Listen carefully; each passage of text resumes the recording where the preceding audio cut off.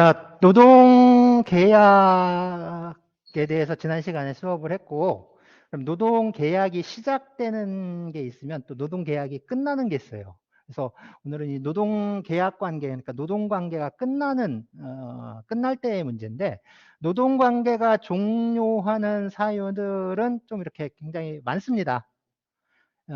그래서 기간을 정하는 어떤 노동 계약의 기간을 정하고 채용된 사람들이죠. 이 1년 기간을 정한 거나 뭐 3개월, 6개월 이런 식으로 기간을 정하고 노동 계약을 한 경우에 그 기간이 만료가 되면 종료해요.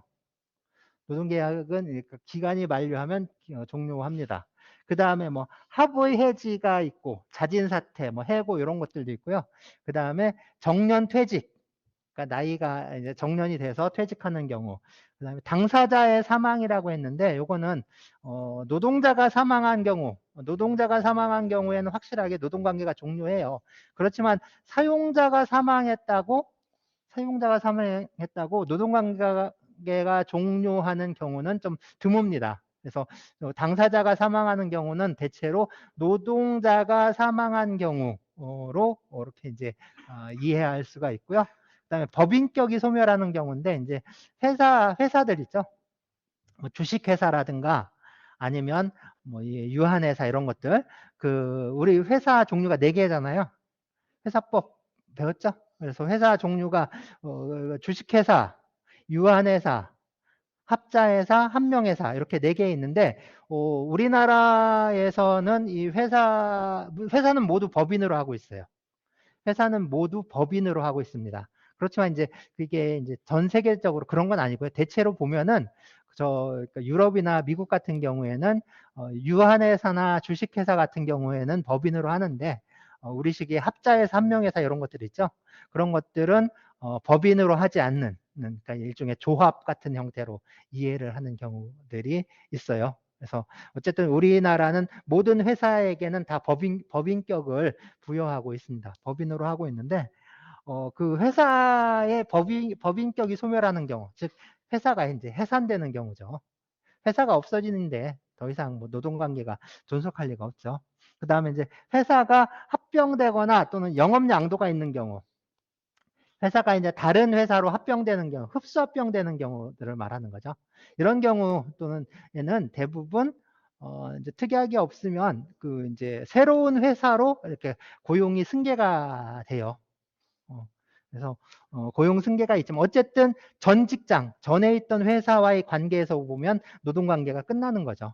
그리고 이제 새로운 노동관계가 생기는 문제가 있어요. 이게 좀 상당히 전에 많이 문제가 됐어요. 그러니까 합병이라든가 영업양도에 의해서 노동관계가 변화할 때 그때 나타나는 문제들이 상당히 좀 많거든요. 그래서 지난 시간인가 그 지난 시간에 우리 저기 봤던 게 이제 취업규칙 변경 문제 있었죠. 취업규칙 변경 문제. 그런 것도 여기서 관련이 있어요. 그러니까 내가 전에 다니던 회사가 하고 이게 이제 새로운 회사로 합병이 됐어요. 그래서 나는 그 전에 다니는 회사는 지금 해산하고 새로운 회사의 직원이 됐는데, 이 내가 전에 다니던 회사의 취업규칙하고 이 새로운 회사의 취업규칙이 서로 다를 때 이게 이제 불리한 거야. 새로운 회사의 취업 규칙이.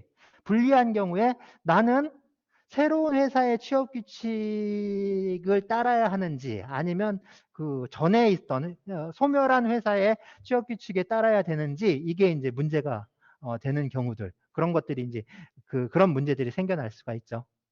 참고로 말하면은 우리 이제 대법원의 어떤 그 태도를 보면은 이제 고용관계가 포괄적으로 승계가 되기 때문에 그 전에 있었던 취업규칙 같은 것도 그대로 승계가 된다라는 태도를 취해요. 그래서 그 새로운 회사의 취업규칙이 불리하다면, 그리고 그 불리한 취업규칙에 대해서 어떤 그 동의 절차를 구하지 않았다면 옛날 이제 소멸한 회사의 취업규칙이 계속 적용되는 걸로, 이런 식으로 이제 그 이론을 전개하고 있어요. 그렇게 이제 이론 구성을 하고 있는데요. 주로 문제가 많이 됐던 게 옛날 퇴직금과 관련해서 많이 문제가 됐어요. 그래서 퇴직금이 오래 근무할수록 이게 누진제를 취했거든요. 그래서 그러니까 이제 횟수가 올라갈수록 그 퇴직금 양이 막 비례적으로 더 늘어나는 거야. 계속 이제 누진 저기를 해가지고 굉장히 퇴직금이 많아지게 돼요. 그러니까 회사에서는 이게 이제 상당히 부담이 되니까 단수제라고 그냥 그 일률적으로 딱딱 그 정하는 거 있죠. 그걸 선호를 하는 거예요. 그래야지 5년치 뭐 6년치 이렇게 해가지고 딱딱 줄 수 있는 그게 이제 그 회사 재정에도 이제 상당히 그 이제 뭐랄까 그런지 도움이 되는 거죠. 도움이 되는데 옛날에 이제 그 연공 서열이라든가 어떤 누진금, 퇴직금 누진제 이런 것들이 이제 문제가 되니까 그거를 이제 적용을 배제하기 위해서 취업 규칙을 개정을 했는데 전에 있던 노동자들에게 이제 동의를 구하지 못하는 거죠. 구하지 못함으로써 그냥 그 전에 있던 노동자들에게는 퇴직금 누진제가 이제 적용이 되는 거예요. 예컨대 그 지금 퇴직금 규정이 어떻게 되냐면 근속연수 1년당 30일분의 평균 임금을 하고 있어요. 그러니까 이게 이제 오래 근무할수록 퇴직금이 많아지는 건 맞아요. 그죠? 5년 근무한 사람하고 10년 근무한 사람하고 퇴직금 차이는 2배 차이가 나잖아요. 딱 2배지. 5년, 10년 딱 2배가 나는 게 맞잖아요. 근데 누진제가 적용이 되면 2배 차이가 아니라 3배, 4배 이런 식으로 차이가 난다고. 오래 근무할수록 이게 그 비율이 팍 늘어나니까. 예컨대 1년당 10%씩 가산한다고 쳐봐요. 1년당 10%씩 가산을 한다. 그러면은 이제 최초에 이제 31분이니까요. 1년 31분. 31분. 그러면 그 2년이 되면 30일에 2년치, 그러니까 60일에다가 10%가 더 추가가 되는 거지.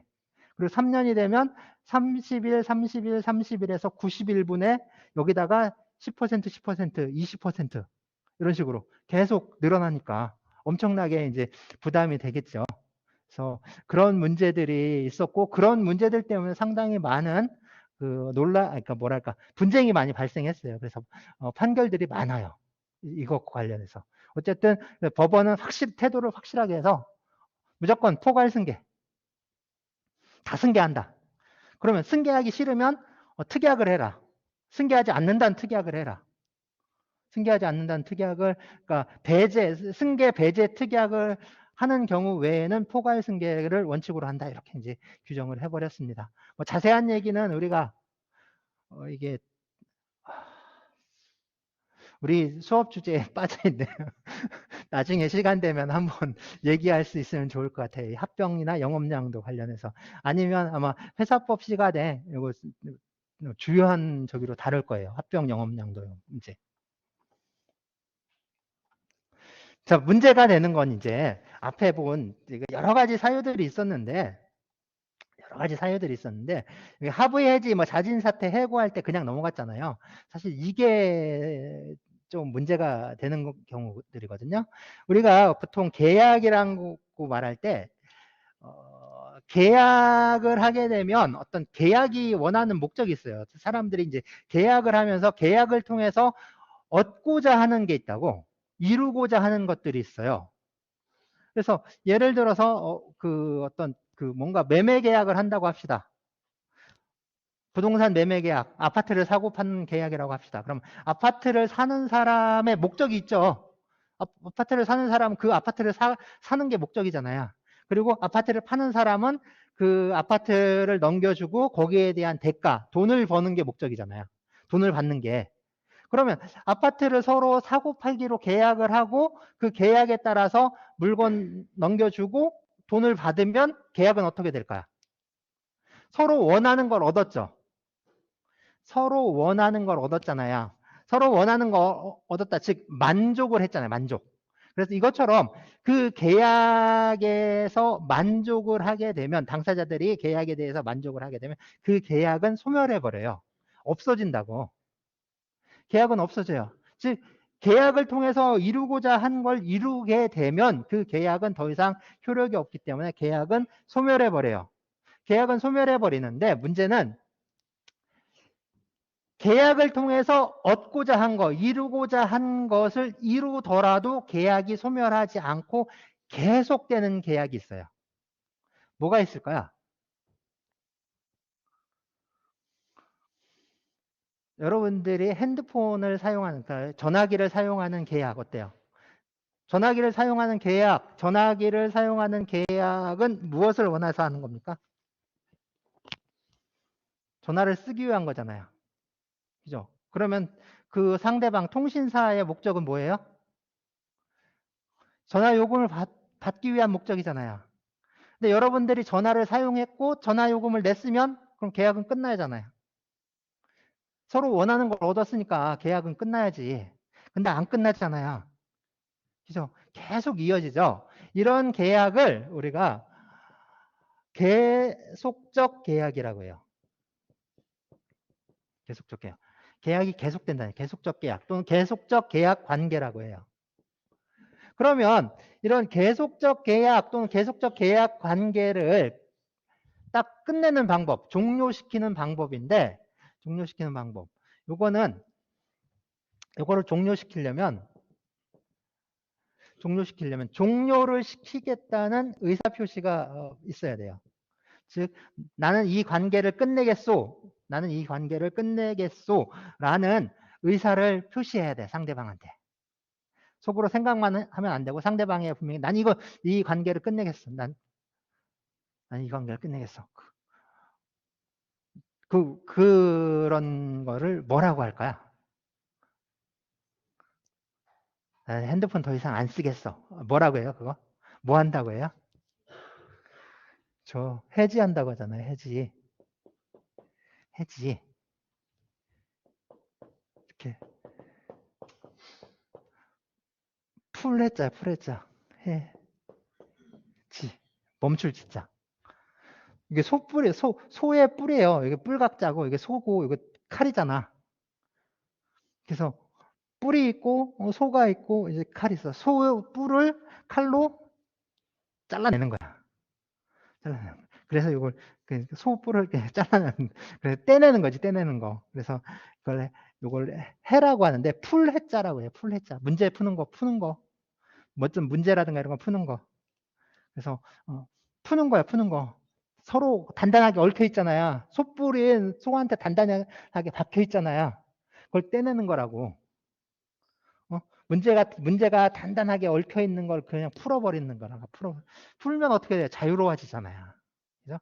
풀어서 자유롭게 하는 거야. 지는 이제 그러니까 멈추는 거고. 그래서 그 상태에서 계약이 쭉 진행이 되는데 그 상태에서 딱 멈추는 거야. 그 상태에 멈춰서 이 계약의 구속을 풀어버리는 거라고. 그래서 해지라고 불러요. 해지라고 불러요. 해지. 대표적인 게 해지하려면 어떻게 하면 돼요?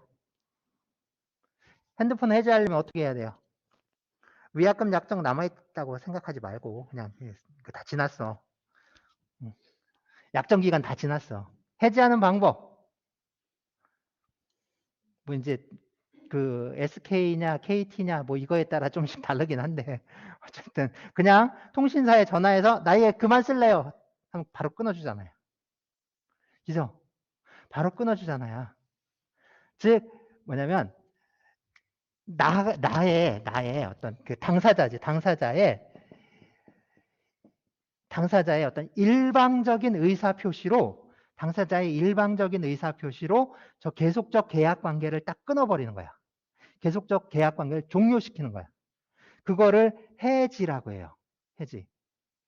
자, 당사자의 일방적 의사표시야. 그러니까 한쪽이 그냥 상대방을 신경 쓸 거 없이 한쪽이 나는 끊어버리겠어. 난 필요 없어요. 그만할래요.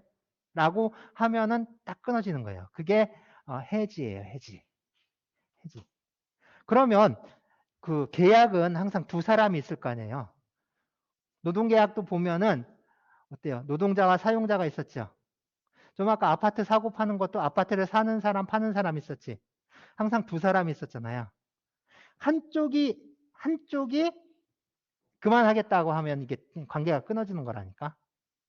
그게 해지고, 그러면 두 사람이 서로 우리 이제 조용히 끝내자라고 해서 그 서로 합의해서 끝내는 경우 있죠. 합의를 해서 해지하는 거, 그거는 합의 해지라고 하고, 이 합의 해지는 해지가 아니에요. 앞에 우리 합의 해지라고 했는데 합의 해지는 해지가 아니야. 그럼 뭐냐? 앞이 아니라 뒤에 안참. 뒤가 아니라 앞에요, 앞에. 그건 합의야, 합의.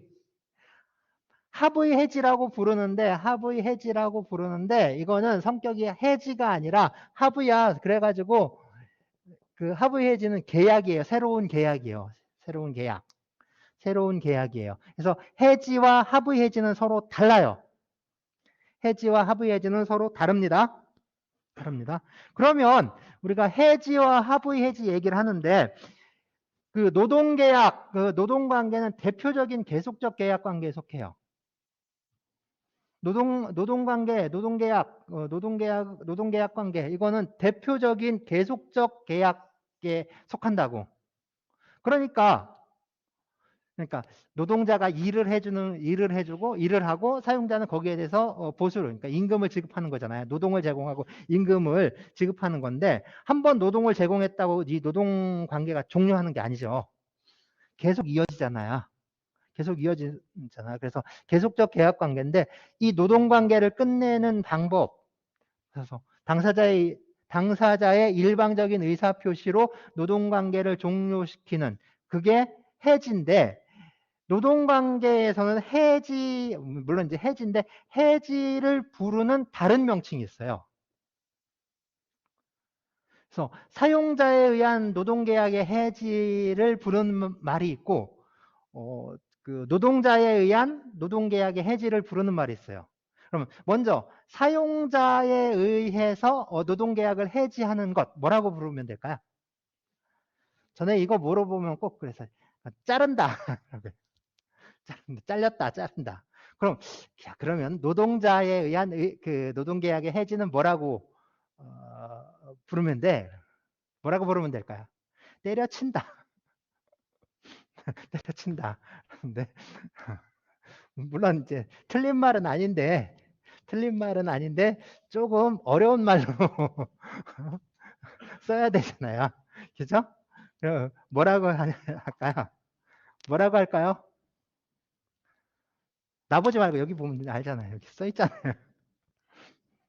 노동자가 하는 건 사직이라고 합니다. 사직. 그 다음에 사용자가 하는 해지는 해고라고 해요. 해고. 그리고 이게 이 사직이든 해고든 이거는 일방적인 의사 표시야. 상대방의 그 뭐를 생각하지 않고 나만 이렇게 해버리는 거예요. 상대방이 원하든 원하지 않든 내가 하는 게 사직이고 해고인데 둘이 서로 합의해서 해지하는 경우도 있죠. 합의 해지도 있을 거 아니에요. 합의 해지. 그래서 이 노동관계를 합의에 의해서 해지하는 거를 보통 의원 면직 또는 의원 사직이라고 해요. 의원 면직 또는 의원 사직이라고 해요.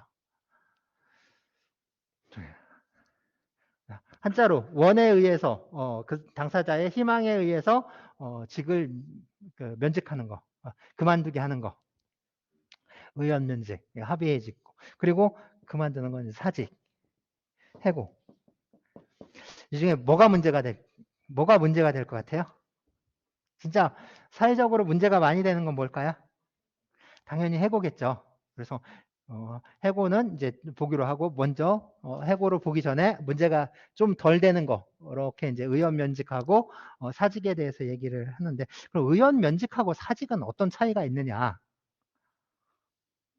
이거 하나는 그렇잖아요. 이건 합의 해지라고 했고 둘이 합의를 하는 거고 하나는 이거는 이제 일방적인 거고 일방적인 의사 표시에 의해서 하는 거고 이런데 사실 그 두 개를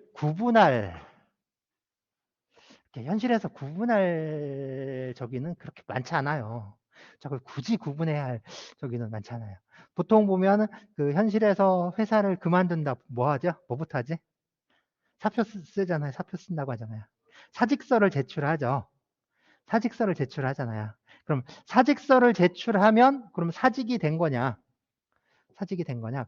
그게 아니고 사직서를 제출하면 요거 노동자가 이걸 원한다라는 의사 표시를 한 거야. 그래서 그 합의해제 청약으로 봐요. 합의해제 청약. 그러니까 그냥 그렇구나. 합의해지를 이 사람이 이제 그 하기로 청약을 한 거고, 상대방이 그 이제 사용자가 사직서를 받아가지고 돌려주지 않고, 그래, 수고 많았어 하고 집어 넣으면 사직서를 수리한 거잖아요. 그러면 합의해지가 이루어진 거야. 한쪽이 청약하고 한쪽이 이제 승낙해가지고 합의해지가 된 거야. 이렇게 이해를 해요. 그리고 이거는 의원면직 사직 있죠. 요거는 그냥 일반적인 민사 법리에 따라 그냥 해결해 버려요. 네. 왜냐하면 크게 문제될 것들이 없기 때문에. 뭐 이제 그 사직서 제출하고 이제 그런 경우 있잖아요. 그만둘 생각은 없는데 하도 그 괴롭히니까 아니 이제 한번 그 이제 개겨 보려고 한번 회사에 한번 해보려고 사직서 딱 냈는데 회사에서 수고 많았어요. 얼른 받았을 때 나는 내 의사가 아니라 나는 이제 그냥 장난으로 했습니다. 그런 식으로 그래가지고 이 사직서 제출한 거를 이제 철회할 수 있는가 뭐 이런 문제들이 되는 거고 뭐 이제 크게 그렇게 이제 문제되는 적은 없어요. 그래서 진짜 문제가 되는 건 결국에 뭐냐면 해고지, 해고. 우리 이제 해고에 대한 얘기를 하는 거죠. 실제로. 그래서 그냥 여기 합의해지나 사직의 경우에는 그냥 일본 민법 규정들에 의해서 민사관계에 의해서 해결하고 노동관계에서는 주로 이제 해고가 문제가 됩니다. 그래서 해고에 대해서는 뭐 이제 특별히 법률 규정들을 두고 있죠. 그래서 우리 어디 몇 조냐면요. 근로기준법 제23조에 정하고 있는데 뭐라고 했냐면 정당한 이유 없이 해고, 휴직, 정직, 전직, 감봉 그 밖에 징벌을 하지 못한다 라고 있어요. 해고, 휴직, 정직, 전직, 감봉 뭐 이런 얘기들이 있는데 어쨌든 통틀어서 그냥 해고라고 합시다. 해고를 하지 못하는데 해고를 하려면 반드시 해고를 할 만한 정당한 이유가 있어야 한다라는 거예요. 정당한 이유가 있어야 한다. 그럼 이 정당한 이유가 무엇이냐? 정당한 이유가 무엇이냐? 이게 문제가 있겠죠. 정당한 이유가 해고와 관련된 그러니까 해고 관련된 사건은 엄청 많아요. 엄청 많아요. 솔직히 이제 법원 판결, 그러니까 하급심 판결 있죠. 하급심 판결. 그다음에 여기 이제 그 노동위원회 심판정 사례들 엄청 이만큼 써요. 그래서 이런 사안에 어떻게 해고가 됐다더라 이런 거 케이스 바이 케이스 무의미해요.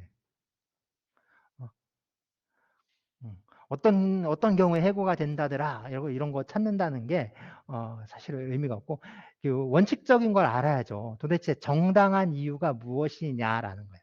정당한 이유.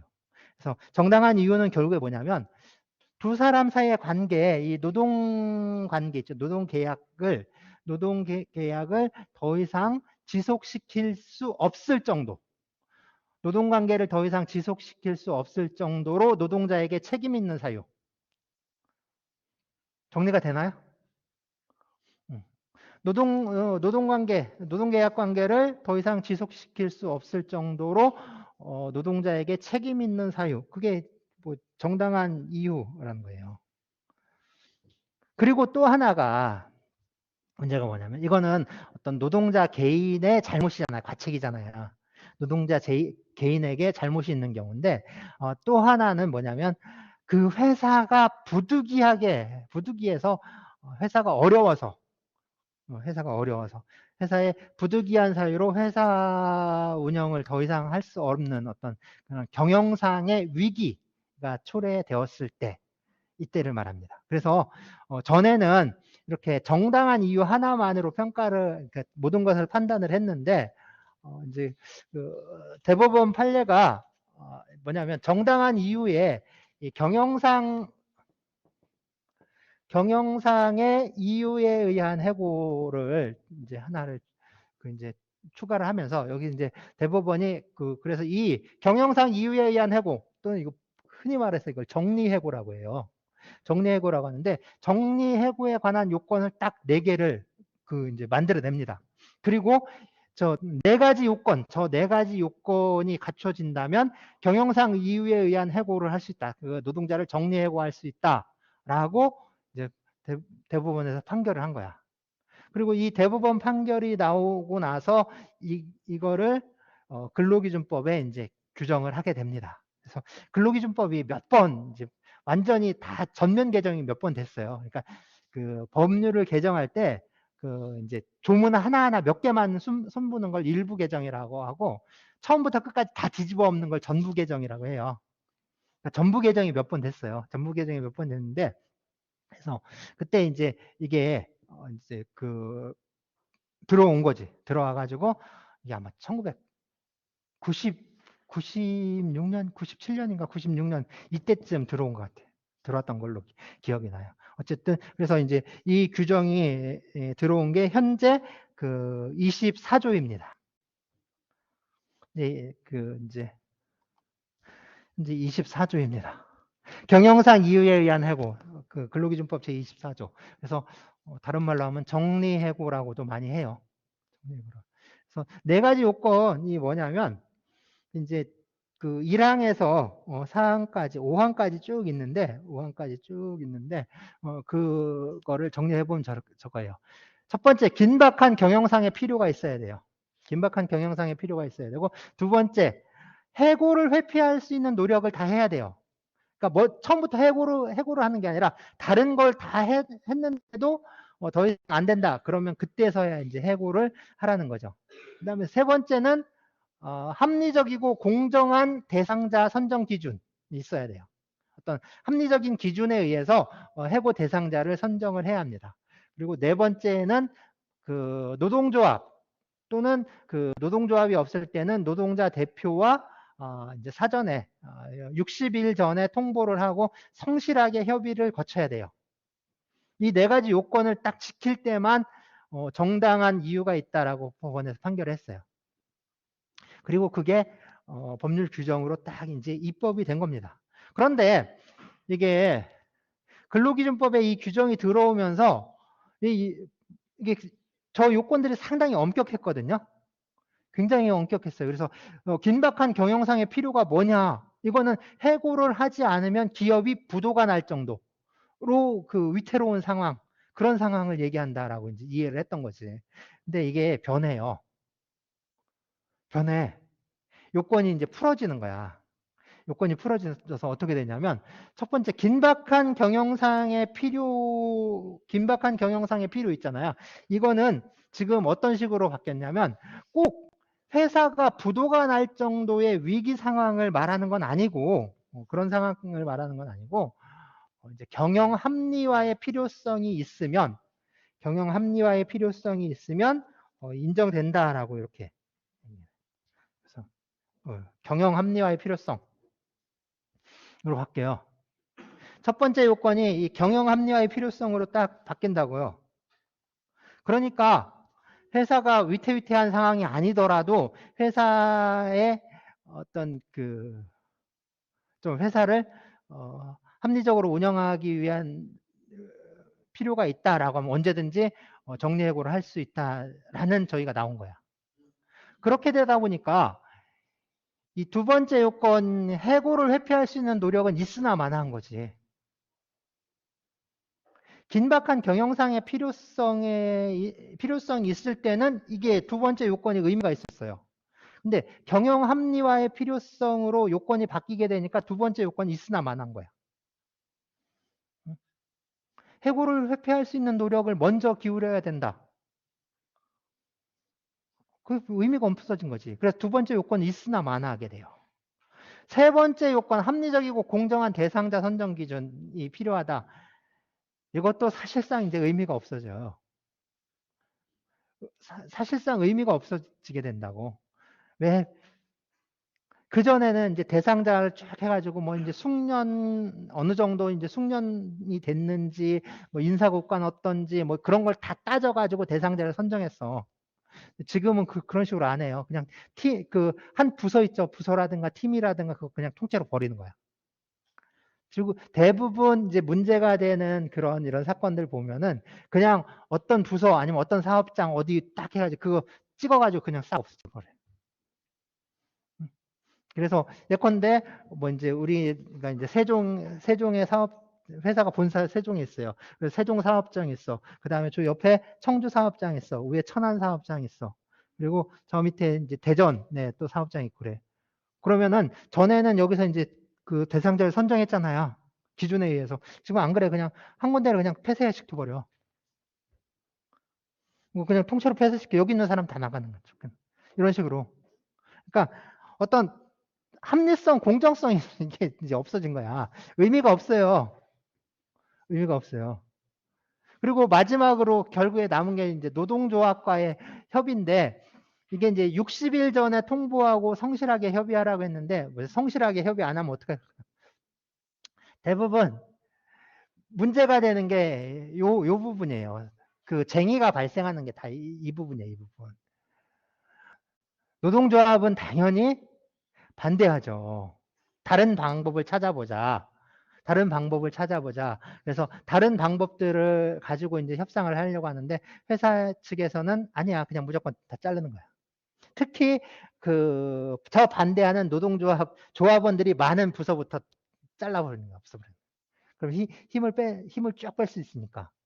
그래서 이 네 번째 요건은 어떻게 바뀌냐면 그 법률 규정이 바뀌어요. 그래서 60일이 50일로 단축이 돼요. 60일이 50일로 단축이 되고 법원에서 그러니까 법원 판례는 뭐라고 하냐면 노동조합이 있는데 노동조합이 아니라 노사협의회에서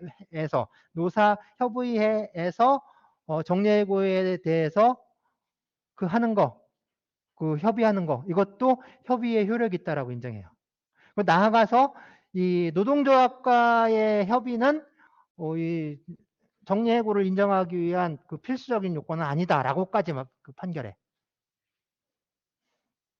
사실상 없어진 거지 이거. 그래서 사실상 없어지고 지금은 결국에 뭐가 남은 거냐면 이거 하나 남았어요. 경영 합리화의 필요성. 그래서 근로기준법 제24조의 실질적 요건은 이거 하나밖에 없는 거야. 그렇다고 요거 하나만 외우면 안 되고 그죠? 요 네 가지가 있다라는 건 알아둬야죠. 아직 법 조문은 이 네 가지 다 있으니까. 그죠? 자, 이제 해고를 하기 위한 절차들에 대해서 좀 얘기를 해봐야 되는데, 자, 해고를 하려면 반드시 해고하기 30일 전에 해고를 예고해야 됩니다. 해고하기 30일 전에 해고의 예고를 해야 돼요. 30일 전에 30일 전. 그리고 해고의 예고를 할 수 없을 때 이때는 31분 이상의 통상임금을 지급해야 돼요. 통상임금 맞죠? 해고. 31분 이상의 통상임금을 지급해야 합니다. 그리고 31분 이상의 통상임금을 지급하고 즉시 해고할 수 있어요. 즉시 해고할 수 있는데 이때 지급하는 이 31분의 통상임금 있죠, 이거를 해고수당 또는 해고예고수당, 해고예고수당 또는 해고예고에 가름하는 지급 뭐 등등 다양하게 불러요. 다양하게 부르는데 일반적으로 부르는 명칭은 해고수당이 많아요. 해고수당이라고 부르는 경우는. 이제 해고수당이라고 부르고 있지만 해고수당이라고 부르니까 수당이니까 마치 임금 같잖아요. 월급 받을 때 무슨 수당 받는 것처럼 그런 것처럼 느껴지는데 이 해고 수당 또는 해고 예고 수당은 임금이 아닙니다. 자, 임금에 의해서 계산을 하지만 이 자체의 돈은 임금이 아니에요. 이거는 임금에 속하지 않습니다. 이 성격상 임금에 속하지 않아요. 중요해요. 31분의 통상임금으로 계산한다는 거, 그리고 그 성격은 임금이 아니라는 거. 이거 해고수당. 자, 그러면 해고수당도 주지 않고 해고할 수 있는 거. 자, 30일 전에 해고의 예고를 하거나 또는 31분 이상의 통상임금을 지급해야 되는데 그것마저 하지 않고 바로 해고할 수 있는 경우들이 당연히 있죠. 그래서 즉시 해고할 수 있는 경우는 거기 이제 우리 강의 안에 적어놨는데 자, 쭉 있죠. 계속 이제 근속 기간이 3개월 일이 안 되는 경우, 입사해서 3개월이 안 되는, 네, 3개월이 대부분 3개월이면, 입사해서 3개월이면 수습기간이에요. 수습기간인데, 수습기간의 경우에는 이제 바로 즉시 해고할 수 있다는 거고요. 그 다음에 천재, 사변, 그 밖에 부득이한 사유로 사업을 계속하는 것이 불가능한 경우. 그리고 세 번째인데, 그 고의로 사업에 막대한 지장을 초래하거나 재산상 손해를 끼친 경우 해서 이제 이게 그 근로기준법 시행규칙에 그 1호에서 9호까지 쭉 정해져 있습니다. 그 이런 경우 납품업체로부터 금품이나 향응을 제공받고 불량품을 납품하여 생산에 차질을 가져온 경우, 영업용 차량을 임의로 타인에게 대리운전하게 하여 교통사고를 일으킨 경우, 영업용 차량을 대리운전을 시키는 경우, 버스기사가 버스를 대리운전 시킨다고 생각을 해봐요. 네? 사업의 기밀이나 그 밖의 정보를 경쟁관계에 있는 다른 사업자 등에게 제공하여 사업에 지장을 가져온 경우, 허위 사실을 날조하여 유포하거나 불법 집단 행동을 주도하여 사업에 막대한 지장을 가져온 경우, 영업용 차량 운송 수익금을 부당하게 착복하는 등 직책을 이용하여 공금을 착복, 장기 유용, 횡령 또는 배임한 경우, 제품 또는 원료 등을 몰래 훔치거나 불법 반출한 경우, 인사, 격리, 회계 담당 직원이 노동자의 근무 상황 실적을 조작하거나 허위 서류 등을 작성하여 사업에 손해를 끼친 경우, 사업장의 기물을 고의로 파손하여 생산에 막대한 지장을 가져온 경우, 그 밖에 사회 통념상 고의로 사업에 막대한 지장을 가져오거나 재산상 손해를 끼쳤다고 인정되는 경우, 이런 경우들 누가 봐도 이런 경우는 바로 그냥 잘라도 되는 경우잖아요. 그죠? 이런 경우에는 그 해고 예고 없이, 그리고 해고 수당을 지급할 필요 없이 즉시 해고할 수 있다는 겁니다. 즉시 해고할 수 있습니다. 자, 그러면 해고 예고 기간 동안에는 아직 회사와의 노동관계가 종료한 게 아니기 때문에 출근해야 돼요. 출근해서 일을 해야 되고 회사에서는 임금을 지급해야 합니다. 그리고 이제 그렇지만 다른 직장, 이제 새로운 직장을 알아보기 위해서 이제 출근을 안 할 수도 있잖아요. 새로운 직장을 알아보고 그 새로운 직장에 이제 면접도 봐야 되고, 그러려면은 회사 출근을 못 하잖아요. 그래서 그런 날 출근을 못 하잖아. 그래서 그런 경우에 그래도 그런 경우에도 임금을 지급해야 한다라고 해석이 됩니다. 그래서 예고 기간, 해고되는 여기가 이제 해고 예고를 하고 해고된 기간, 요 도중에 어떤 날이 이제 결근을 하더라도 그 결근한 날에 대해서는 임금이 지급되어야 한다. 이렇게 이제 해석이 돼요. 해고 예고 수당 지급하지 않으면 벌칙이 적용됩니다. 2년 이하의 징역 또는 2천만 원 이하의 벌금이 부과돼요. 그 다음에 해고를 할 때는 반드시 그냥 구두로 해고할 수 없습니다. 서면으로 통지해야 돼요. 문서로 통지해야 돼요. 그래서 해고를 하려면 반드시 서면으로 통지해야 됩니다. 해고 사유와 해고의 시기를 서면으로 통지해야 돼요. 그런데 해고 예고를 서면으로 통지하면 굳이 해고할 때 또 할 필요는 없어요.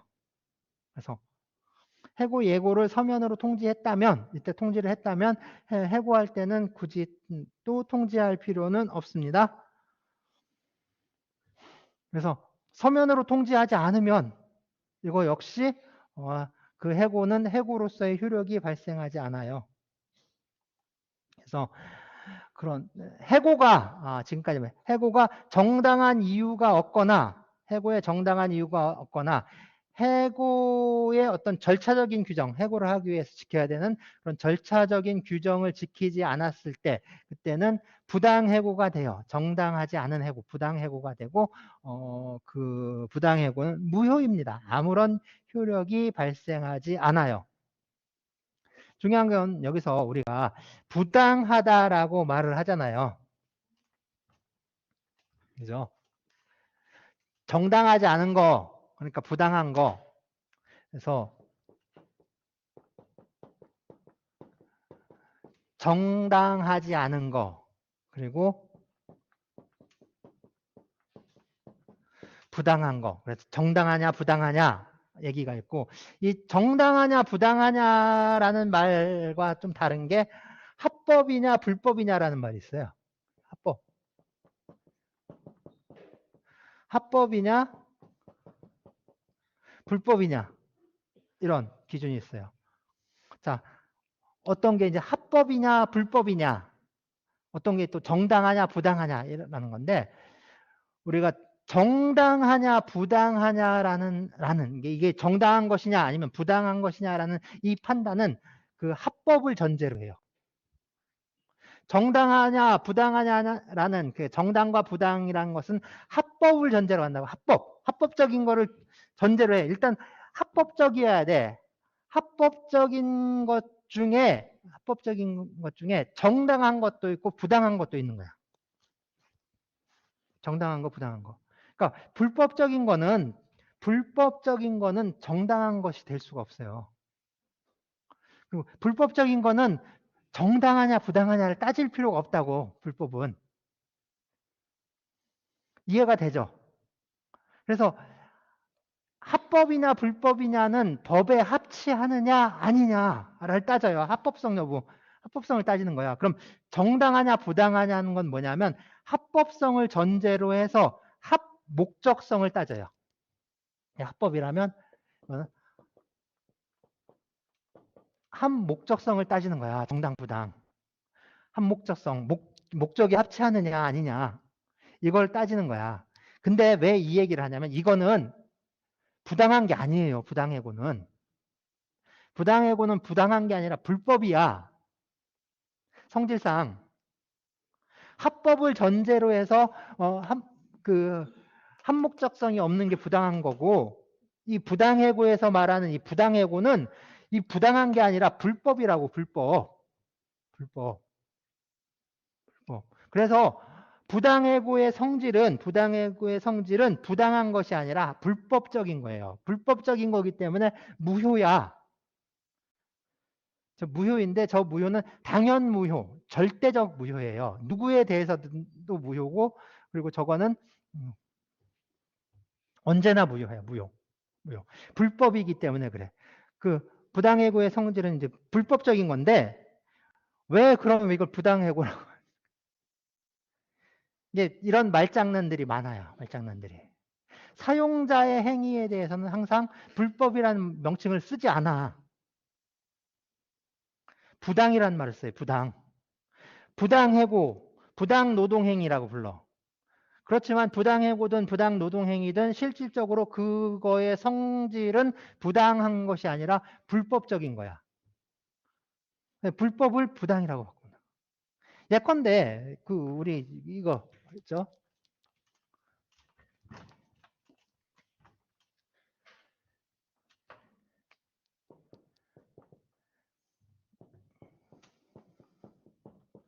많이 쓰는 게 핵이라는 것과 원자력이라는 게 있어요. 핵과 원자력. 핵. 뉴클리어. 핵. 원자는 뭐지? 이건 뉴클리어고, 이거는 아톰이잖아, 아톰. 아토믹 파워예요. 아톰. 핵과 원자는 어떤 차이가 있죠? 예? 핵과 원자. 자, 북한에서 자꾸 싸대는 건 뭐예요? 원자예요? 핵이에요? 잘 생각해봐요. 잘 생각하는 게 아니라 그냥 뉴스에 나올 때 북한에서 뭐 개발한다고 하는 게 원자력 개발한다고 해요? 핵 개발한다고 해요? 핵이잖아, 핵. 뉴클리어, 핵이라고 해. 그럼 저 영변이 아니라, 영변이 아니라, 우리 어디지? 영덕에 있지, 영변이 아니라. 영덕. 영변의 약사는 저기 이제 북한 쪽이고, 우리는 저 영덕에 있는 거. 영덕, 울진, 고리에 있는 거. 뭐예요? 원자력이라고 해요? 핵이라고 해요? 원자력이라고 하잖아, 원자력.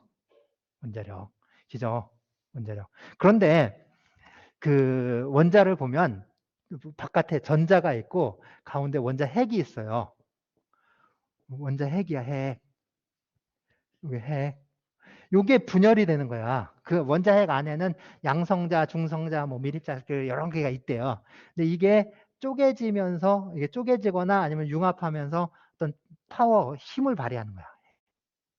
핵이 분열하거나 뭐 어떤 융합되거나 그러면서 거기서 힘이 나온다고. 파워가.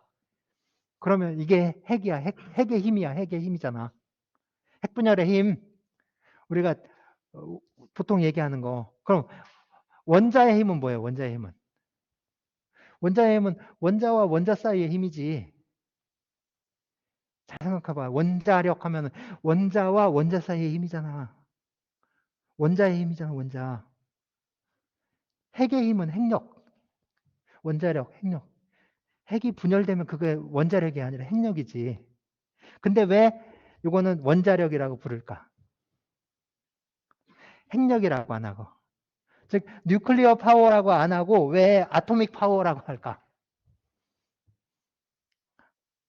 그 바로 이제 사람들의 어떤 그 뭐랄까 인식을 사람들의 그 인식 있죠, 사고 그런 것들을 지배하는 방식이에요. 통제하는 방식이야. 즉 사람들은 누구나 핵에 대해 부정적인 생각을 갖고 있다고.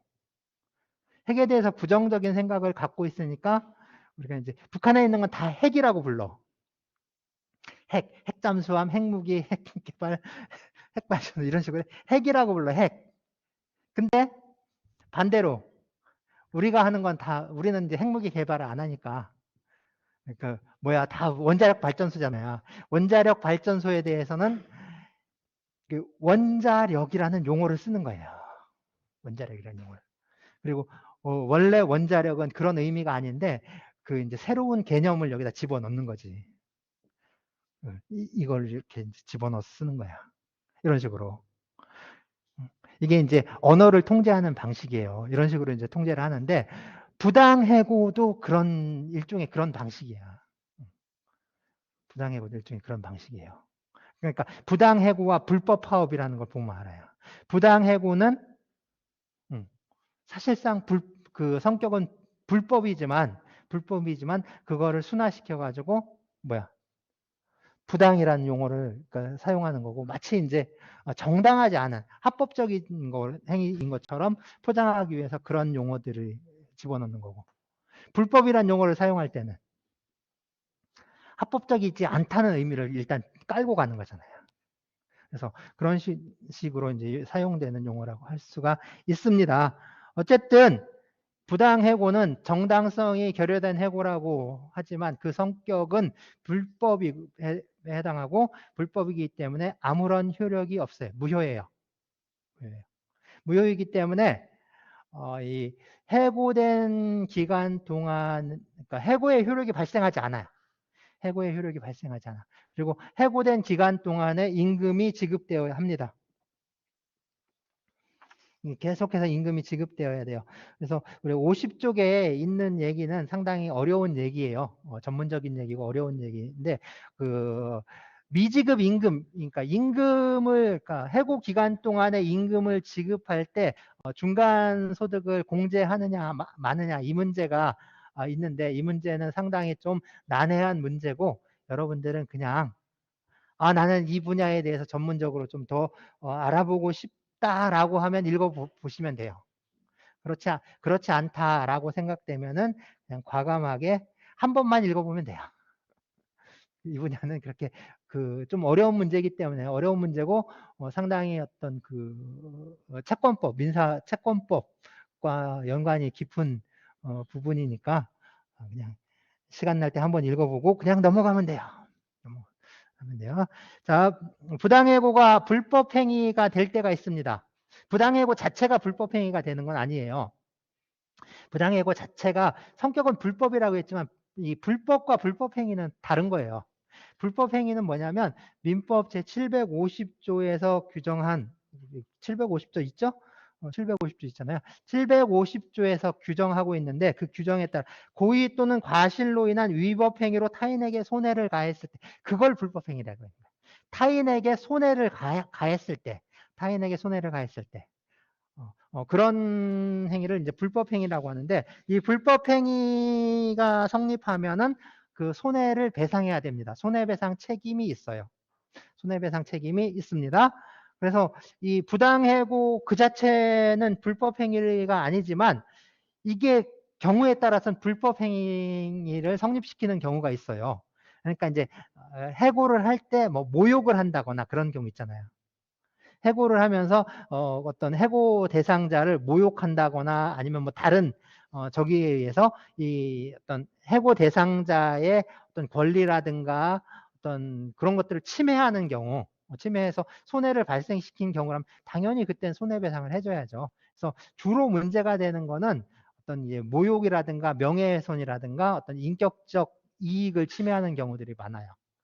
그런 경우에는 거기에 대한 손해배상을 해줘야 됩니다. 그러니까 이 손해배상이란 게 일단 어떤 재산상 손해가 있고 그다음에 정신상 손해가 있어요.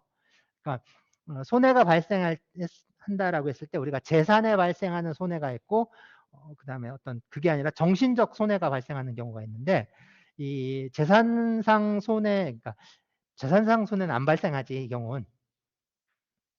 모욕, 명예훼손 이런 것들은 재산상 손해가 아니라 정신상 손해잖아요. 그러니까 특별한 사유가 없으면 이건 정신상 손해인데 이 정신상 손해에 대해서 이거 중요해요. 꼭 알아두세요. 어떤 정신적 손해에 대해서 배상하는 그 돈을 위자료라고 불러요. 위자료. 위자료. 이혼할 때 주는 돈이 위자료가 아니고 이혼할 때 주는 돈이 위자료가 아니고 그 이제 어떤 정신적 손해에 대한 배상금을 위자료라고 해요. 정신적 손해에 대한 배상금을 위자료라고 합니다. 위자료. 자, 위자료 얘기는 많이 나오죠. 위자료에 관한 내용을 많이 나오는데 위자료는 3가지 기능이 있어요. 이건 중요해요. 위자료는 3가지 기능이 있어요. 하나는 손해를 갚아주는 기능이 있어요. 실제로 정신적 손해를 배상하는 기능인 거죠. 그래서 그거를 보상적 기능 또는 전보적 기능이라고 해요. 나한테 내가 정신적 충격으로 정신적 손해가 발생했어요. 정신적 손해가 발생했다고 그거를 보상받는 거야. 위자료를 통해서. 정신적 손해에 대해서 보상받는 거. 보상받는 거. 그래서 보상적 기능 또는 전보는 갚아준다는 뜻이에요. 갚아준다. 그래서 전보적 기능이 있어요. 두 번째는 이건 이제 보충적 기능이라고 해요. 보충적 기능. 아까 얘기할 때 손해에는 재산상 손해와 정신상 손해가 있다고 했잖아요. 재산적 손해와 정신적 손해가 있다고 했잖아요. 그래서 재산적 손해에 대해서 배상금을 주고 먼저 그 재산적 손해가 발생하면 거기에 대해서 손해배상을 해주고 그리고 나서 위자료를 따로 평가를 하는데 경우에 따라서 보면 재산적 손해배상이 너무 좁게 인정되는 경우들이 있어요. 아니면 재산적 손해배상이 인정되어야 되는데 뭔가 문제가 생겨가지고 재산적 손해배상을 못 받게 되는 경우들이 생긴다고. 그러니까 재산적 손해가 한 1억이 발생했는데 1억을 다 해줘야지 이 사람이 손해배상을 받을 수 있는데 재산적 손해배상이 5천만 원밖에 인정 안 되는 경우들이 생긴다고, 뭔가 문제가 생기면. 그러면 그때 위자료 액수를 높여주는 거야. 위자료 액수를 높여줘요. 위자료 액수를 높여줘가지고 재산적 손해를 보충해주는 거지. 그래서 위자료는 그런 보충적인 기능을 담당해요. 보충적인 기능. 그리고 마지막으로는 보통 얘기하는 징벌적 기능을 담당해요. 또는 제재적 기능이라고도 해요. 제재적 기능. 징벌적 기능, 제재적 기능. 제재적 기능. 제재한다. 제재. 제재한다.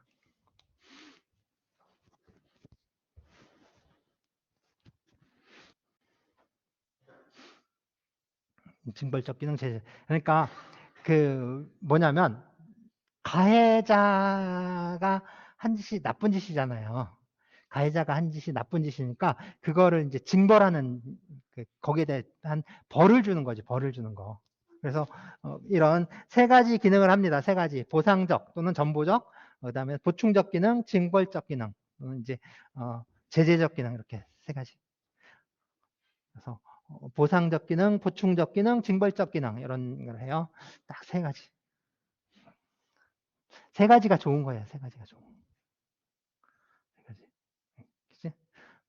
왜 좋은 건지 굳이 얘기 안 해서 또 알죠?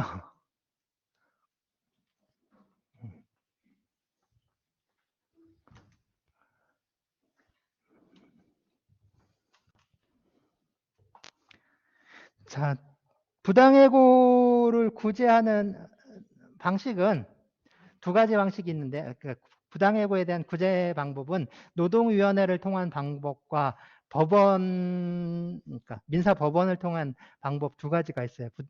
노동위원회를 통한 구제 방법, 그다음에 법원을 통한 구제 방법이 있습니다. 이거 언제 하냐면 2학기에. 2학기예요. 부당해고 구제 방법, 그리고 부당 노동행위 구제 방법. 2학기에 합니다. 자, 그 다음에 이제 징계예요, 징계. 징계. 많죠? 견책, 경고, 감금, 감금이 아니라 감급, 감금하면 안 되지. 감급, 출근정지, 정직, 대기발령, 강등, 좌천, 배치전환, 해고, 권고사직 등등등의 징계가 있습니다. 이거 상당히 종류가 많죠. 자, 먼저 이런 거. 징계의 종류는 가장 수위가 낮은 거예요. 수위가 낮은 건데, 가장 수위가 낮은 게 이 견책, 그 다음에 경고, 이런 것들이 있어요. 견책과 경고. 조심해. 라고 하는, 조심해. 앞으로 그러지 말고, 잘못했지? 조심해. 이렇게 해서. 보통 이제, 통상 이제 견책의 경우에는 이제 심할서를 제출하라고 합니다. 심할서를 제출하도록 처분하는 거, 그게 보통 견책이고, 경고는 이제 그런 거, 심할서까지는 안 가고 그냥 자네 잘못했어. 잘못했어 딱 하고 이제 지적하고 이제 하는 적인데요. 중요한 게 심할서는 그 말 뜻 그대로 시 말이니까 일에 이제 어떻게 이러한 일들이 발생했는지 그 사건의 내막에 대해서 자세하게 적어서 내라는 거예요. 이제 이게 주로 문제가 되는 게 심할서를 제출하는데 심할서 이제 반성을 하지 않았다.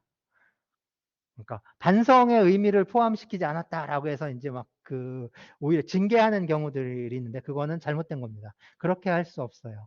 심할서는 반성문이 아닙니다. 반성문이 아니에요. 그리고 반성문을 작성하도록 하는 거는 어떤 개인의 인격적인 자유를 침해하는 거예요. 개인의 인격적 자유를 침해하는 거예요. 그런 건 일종의 폭행에 해당할 수가 있는 거지. 정서적 의미에서 폭행이잖아요. 그래서 근로기준법의 원칙 쭉 했을 때 강제노동이라든가 강제노동 금지, 폭행 금지 이런 거 있었잖아요. 어떤 개인의 인격적 자유를 침해하는 행위가 돼요. 그래서 그 인격적 자유를 침해했으니까 불법행위가 되고, 불법행위니까 정신적 손해배상을 회사에서 해줘야 돼요. 반성문을 작성하라라고 하는 거. 그 반성문을 제출하라고 요구하는 거는 그래서 회사의 불법 행위가 되고 거기에 대해서 손해를 위자료를 배상할 책임이 발생하게 됩니다. 그래서 그런 건 인정이 되지 않아요. 심할서는 단지 사건의 내막에 대해서 이제 작성해서 보고하는 그런 겁니다. 자, 견책 경고 이렇게 있고요. 그 다음에 감급, 감급. 급여를 삭감하는 거예요. 액수를 깎는 거지. 주로 감봉이라고 많이 하죠. 감봉. 감봉. 여기 이제 근로기준법에 감급 제한 규정이 있습니다. 어떻게 제한하는지 이제 제한하는 규정이 있는데요. 그러니까 맨날 회사에 늦게 오는 친구들이 있어요. 늦게 오는 친구, 그 다음에 무단 결근하고, 무단 조퇴하고 그런 경우. 그래서 그때 이제 임금을 깎는 경우 있죠. 그거는 감급이 아니야. 그건 임금을 계산하는 방법이에요. 그래서 맨날 이제 1시간 늦게 와. 그러면 이 1시간 임금 깎는 거 있죠. 그거는 임금을 계산하는 거지. 얘는 1시간 동안 일을 안 했잖아요. 그러니까 그 월급에서, 기본급에서 그것만큼 깎는 거지. 요거는 징계가 아니에요. 징계에 해당하지 않아요. 이건 징계가 아니라 임금을 계산하는 거예요. 그래서 어느 날 이제 무단 결근했다. 하루 무단 결근했다. 그럼 그날 월급을 그 친구한테 깎는다. 그럼 월급이 깎인 건 맞아. 월급이 깎인 건 맞지만 그건 징계로서 행해진 게 아니라 이 친구의 월급을 계산해 주는 방식이야. 월급을 계산한 거지 그건 징계에 해당하지 않습니다. 징계로서의 감급은 그러니까 다른 거예요. 감급은 징계에 해당해요. 징계에 해당해요. 자, 먼저 출근 정지. 이제 출근하지 말라고. 출근 정지. 정직. 출근 정지나 정직. 이걸 실무에서는 대기발령이라고도 많이 불러요. 대기발령이라고도 많이 부릅니다. 그러니까 일종의 그냥 이제 반성해라. 집에서 너 그냥 반성하고 있어.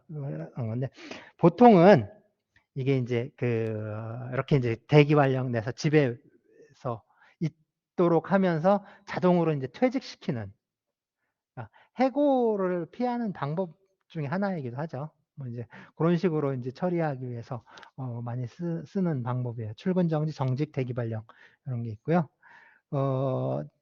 이제 임금은 당연히 출근 안 하니까 임금은 지급 안 합니다. 월급 안 줘요. 월급 안 줘요.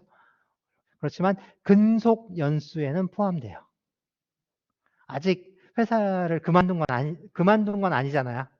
회사를 그만두지 않은 상태이기 때문에 회사에서 근속 연수엔 포함돼요. 그렇지만 임금은 지급되지 않습니다. 강등은 이제 깎는 거죠. 직위를 깎는 거예요. 직위. 그래가지고 부장에서 과장으로, 뭐 과장에서 계장으로, 뭐 대리로 이런 식으로 강등 떨어뜨리는 거예요. 강등. 그다음에 좌천이란 거는 뭐 이제 대부분 뭐 어떤 그런 징계 규정, 회사의 징계 규정에 전 좌천 같은 건 없는데 일종의 이제 우리가 이제 일상적인 사회 통념으로 봤을 때 저것도 하나의 징벌로 보는 거죠. 그래서 여기 이제 서울에 근무하던 애를 저기 저 시골 어디 태백 같은 데로 보내. 왜 태백이 생각나냐면 입사에 우리 친구들 중에 그러니까 옛날에 보험회사인데 보험회사 딱 들어갔는데 태백으로 발령이 났어요. 태백으로 딱 발령 나니까 발령 난 다음 날 사직표 쓰고 나오더라고.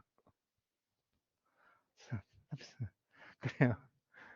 그게 좌천이지, 좌천. 그죠? 배치 전환은 이제 부서를 옮기는 거예요. 다른 데로. 그래서 배치 전환이 이게 징계냐 아니냐 이런 걸 좀 따지기가 좀 곤란한 측면이 있습니다. 이게 이제 정당한 인사권을 행사한 것인지 아니면 일종의 징계로서 걔를 징벌할 목적으로 행해진 건지 이런 것들은 좀 이제 판단하기가 좀 난감한 그런 것들이 있긴 있어요. 그렇죠. 어쨌든 회사에서는 이 친구를 징벌하기 위한 목적으로 이런 제도들을 활용하기도 해요. 이게 그 자체로는 그 배치 전환이 그 자체로는 어떤 징벌이라고 할 수는 없지만 징벌의 목적으로 저런 게 할 수가 있다고요. 그죠? 그래서 저기지 이제 회사 총무과에 일하던 애를 총무과에서 일하던 애를 저기 이제 영업부서로 발령을 내버리는 거예요. 그러니까 맨날 이제 야근하라고 밖에. 그래서 그런 식으로 하는 것들이 또 이제 징벌로서 있어요. 제일 무거운 징벌은 해고입니다. 해고. 그래서 가장 이제 무거운 저기는 징계 해고예요. 해고. 해고겠죠. 해고. 그죠? 가장 강력한 처분이에요. 근데 권고사직은 뭐냐면 해고를 하면 회사에서 문제가 또 좀 시끄럽고 그러니까 조용히 나가라고 하는 거예요. 압박을 계속 줘서 네가 자르기 전에 네가 사표 쓰고 나가라고 하는 거예요.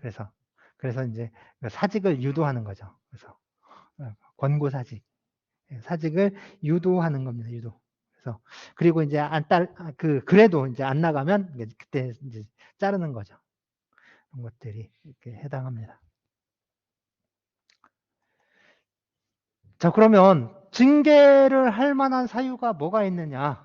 그리고 징계는 어떤 절차를 거쳐야 되느냐라는 건데, 근로기준법에, 그러니까 법에 규정한 거는 어떠한 경우에 징계할 수 있다 이런 규정들을 정한 건 아니고요.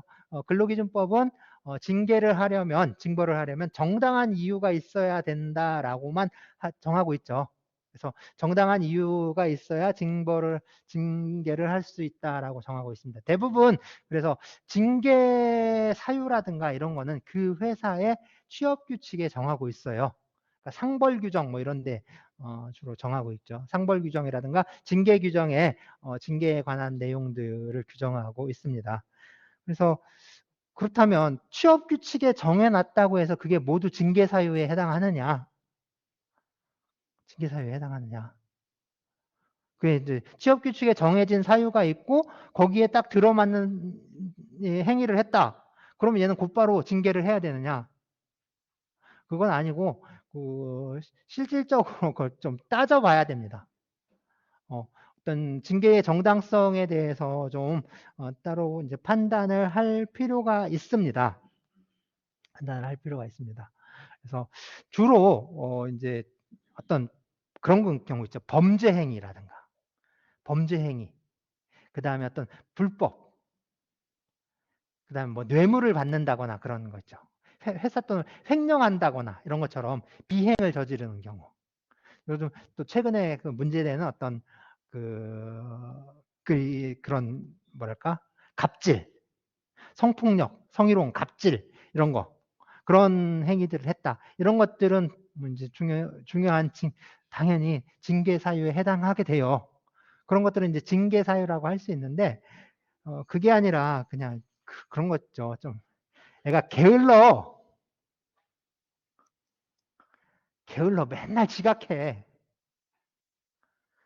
게으른 건지 아니면 그 사람 속 터지게 하는 뭐랄까 일단 아주 여유가 있는 건지 뭐 좀 시키면 아주 느릿느릿하면서 그렇게 이제 하는 거예요. 그래서 사람들이 아주 뭐랄까 속이 터져요. 그래서 어떤 그런 거. 근데 이제 불성실 하니까 이제 주로 하는 게 뭐 지각, 조퇴, 성과가 떨어지는 거죠. 뭐라 그러지 그거? 회사에서 어떤 성과가 나야 되는데 그 성과에 못 미치는 거야. 성과에 못 미치는 거. 성과 부족이라고 해야 되나? 뭐 그런 것들. 이런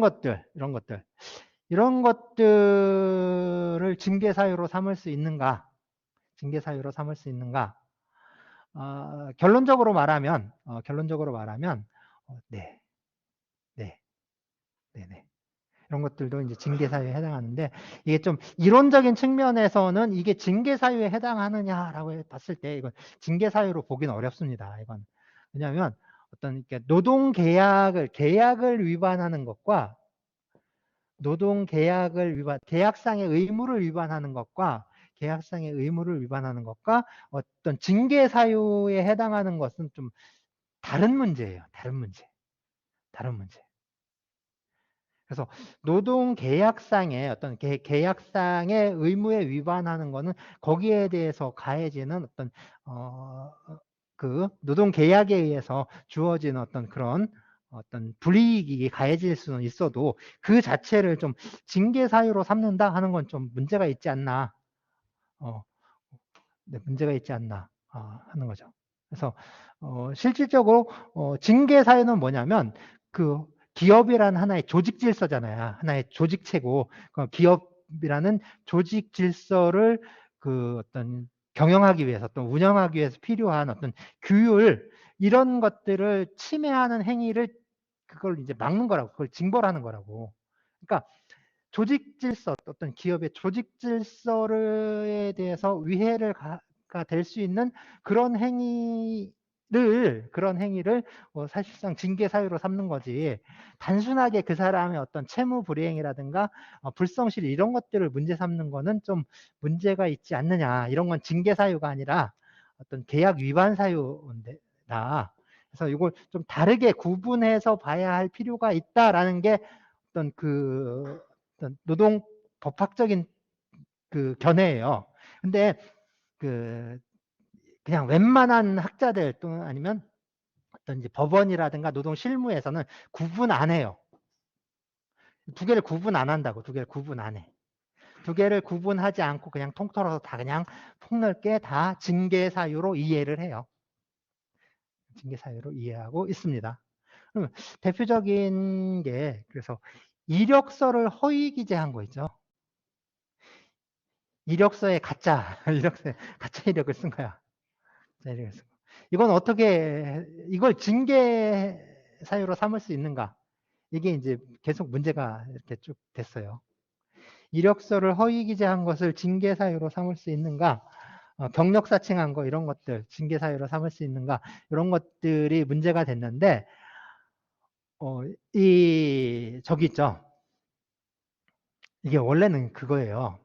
아주 옛날에 한 1980년대, 70년대, 80년대 이때는 흔히 말해서 이제 그 대학생들이 위장 취업을 했어요. 대학생들이 학교 다니면서 위장 취업을 했어. 노동운동 한다고 위장 취업을 했는데 그 위장 취업할 때 이력서에다가 자기가 대학교 다닌 거 딱 써서 내면은 금방 들통이 나잖아요. 그때는 대학 뭐 진학률이 한 10%밖에 안 되고 그러니까 대학교 다니던 놈이 왜 여기 공단에 왜 왔어? 이거 그건 보나마나 뻔한 거지. 그러니까 그걸 이제 쓸 수가 없으니까 이제 고등학교 졸업 아니면 중학교 졸업까지만 쓴 거야. 그러니까 중졸이나 아니면 고졸이라고 해가지고 공장에 들어가고 그랬어요. 그럼 이제 그, 그, 그거 이력서를 허위로 기재한 거잖아요. 이력서를 허위로 기재했잖아요. 허위로. 나도 지금 취직을 하려면 나도 이제 지금 이쪽이 아니라 다른 쪽으로 취업을 하려면 이력서에서 빼야 된다고. 이력서에 있는 거 다 쓰면은 취직이 안 돼. 그러니까 그 큰 건 다 빼야지. 그죠? 무슨 대학원 다니고 이런 거 다 지우고 대학 졸업하고 뭐 했다 이런 거 그렇게 이제 써서 가야 되는 경우들이 있다고. 그럼 그렇게 있는 거를 뺀 거 이건 어떨까? 이거는 이런 거 문제 삼는다는 게 이런 건 문제 삼을 수 없잖아요. 사실 이런 거는 그 적이라고 할 수 없죠. 이런 거는 뭐랄까 이제 허위로 기재한 거라기보다는 누락한 거지. 누락한 거고 누락한 걸 가지고 징계 해고한다는 건 좀 그렇잖아요. 이런 건 좀 문제가 되는 거고 그 이제 그래서 이제 이게 이제 이력서 허위 기재라든가 뭐 이런 것들은 징계 사유가 안 된다라는 그런 이제 저기들이 만들어졌어요. 그때 이런 저기로 배경으로 해서 그건 이제 징계 사유로 볼 수 없다라는 그런 저기들이 만들어졌는데 그리고 또 하나는 뭐냐면 이제 이력서라는 거는 취업을 하기 위해서, 채용을 하기 위해서 제출하는 거잖아요. 그죠? 그럼 징계사유는 뭐냐면, 이건 이제 채용 전의 문제고, 채용된 이후에 이 친구가 회사 생활을 하면서 회사 생활에서 뭔가 문제가 된 거, 이게 징계사유잖아. 그러니까 회사에 채용되기 전에 있었던 일을 가지고 이렇게 이제 회사 생활을 평가할 수는 없는 거지. 그죠? 그런 의미에서 이걸 이제 이력서 허위 기재 이거를 징계 사유로 볼 수 없다라는 그런 이제 태도를 취했는데, 근데 이제 다른 문제가 생기는 거지. 우리 이제 그게 문제가 된 게 이제 주로 이제 신정아 사건이라든가 옛날에 그런 게 있었어요. 이제 뭐 전혀 이제 외국 유학도 안 갔다 왔는데 무슨 어디 뭐 유학 갔다 오고 뭐 하고 해서 박사학위 받고 이런 식으로, 그러니까 이제 드디어 이제 뻥튀기라는 거지. 뻥튀기 하는 문제들이 생긴 거야. 경력 사칭이라든가 이런 거. 응? 한 저기 뭐야, 전 직장에 한 1년밖에 근무를 안 했는데 이거 한 3년 근무한 것처럼 이렇게 튀긴다거나, 아니면 이제 이제 문제가 된 이제 건축사 자격이 없어요. 건축사 자격이 없어. 건축사 자격이 없는데 그냥 그러니까 건축사 시험을 봐야 되는데 건축사 시험을 안 봐. 그냥 외국 가가지고 건축가 공부하고 와서 건축사 사무소를 낸 게 아니라 건축 연구소를 냈어. 근데 사람들은 헷갈리죠. 아, 저 사람이 무슨 유명한 무슨 대학에 가서 건축을 공부하고 온 사람이고 건축 연구소를 냈다. 그럼 당연히 건축사 자격증이 있을 거라고 생각하잖아. 그렇잖아요. 그러니까 그 사람한테 이제 뭐 설계라든가 감리라든가 뭐 이런 것들을 맡기는 거예요. 근데 이건 건축사만 할 수 있거든요. 근데 건축사 자격증이 없는데 이제 그런 일들을 하면 그게 문제가 되는 거지. 이런 게 이제 현실적으로 우리 사회에서 이제 좀 문제가 되는 거죠. 그러니까 이렇게 이런 경우에 이런 식으로 경력 사칭하는 거, 이거는 뭔가 문제가 있죠. 이건 채용 전의 일이지만 경력 사칭은 채용 전에, 채용 과정에만 문제를 일으키는 게 아니라 그 이후에도 문제를 일으키잖아요. 그죠? 분명히 우리는 예를 들어서 건축사를 뽑았는데 건축사 자격증이 없는 애가 들어와 가지고 일을 한다는 건 문제가 있는 거죠. 그러면 이 친구가, 그러니까 우리 회사의 평판이라든가 업무 실적에 큰 해를 끼치는 거잖아요. 그래서 이런 경우에는 이제 징계 사유로 삼을 수 있다라고 볼 수밖에 없는 거죠. 그래서 거기 이제 판례들이 주로 이제 그런 취지입니다. 경력 사칭에 의해서 이렇게 들어온 것들이 이제 문제가 된다, 이렇게 보고 있는 거예요. 자, 절차인데요. 단체협약, 취업규칙이에요. 단체협약과 취업규칙에 징계에 관한 절차가 있으면 그 절차를 따라야 합니다. 단체협약과 취업규칙 등의 징계 절차를 규정한 경우 그 규정에 의해서 징계 절차에 따라야 합니다. 그 절차에서 징계에 따라야 합니다. 그러니까 이 절차에 위반하게 되면 그 징계는 아까 뭐 부당 징계가 돼요. 무효예요. 무효예요. 자, 그럼 절차 규정이 없다면 굳이 따를 필요는 없어요. 예컨대 단체협약이나 취업규칙에 그러니까 노사 동수로 징계위원회를 열고 징계위원회 과반수 의결에 의해서 징계한다라고 규정되어 있다면 그 규정대로 해야 돼요. 그리고 그 규정을 지키지 않고 징계를 하게 되면 그거는 효력이 발생하지 않아요. 무효예요. 무효. 자, 그래서 징계를 하기 위한 징계 사유에서 정당한 사유가 있어야 되고 징계 절차를 밟아야 돼요. 근데 문제는 징계 사유는 있어요. 징계의 정당한 사유는 있습니다. 그렇지만 징계 절차를 밟지 않았어요. 자, 징계의 정당한 사유가 있어요. 그렇지만 징계 절차를 밟지 않았어요. 그럼 이거는 무효일까요? 유효일까요? 당연히 무효가 되겠죠. 징계 절차를 받지 않았으니까. 무효가 됐어요. 그래서 징계 해고를 했어요. 그래서 법원 판결이 났습니다. 그 징계 절차를 그 정해진 징계 절차를 밟지 않았기 때문에 그 징계는 무효이다. 그러므로 원직 복직시켜라. 회사에서 그래서 그 친구를 다시 복직시켰어요. 복직시키고 그동안 이제 미지급 임금 지급하고 그리고 나서 이번에는 징계위원회를 열어가지고 다시 해고한 거야. 가능할까요? 가능하지 않을까요? 이거. 뭔가 좀 치졸해 좀 치사해 보이긴 하지만 가능할까요? 가능하지 않을까? 가능할까요? 가능하지 않을까요? 가능하지 않을까요? 네. 가능해요. 이거는 아무 문제 없다고 봐요.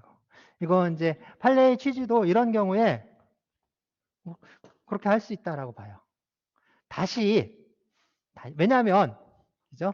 징계에 정당한 사유가 있었기 때문에 이 징계가 무효가 된 거는 이게 무효가 된 건 아니거든요. 징계 사유가 무효가 된 건 아니에요. 단지 절차에 대해서 무효가 된 거야. 그러면 다시 절차를 밟아서 징계하는 것은 가능하다라는 것이 네, 우리 이제 판례의 태도입니다.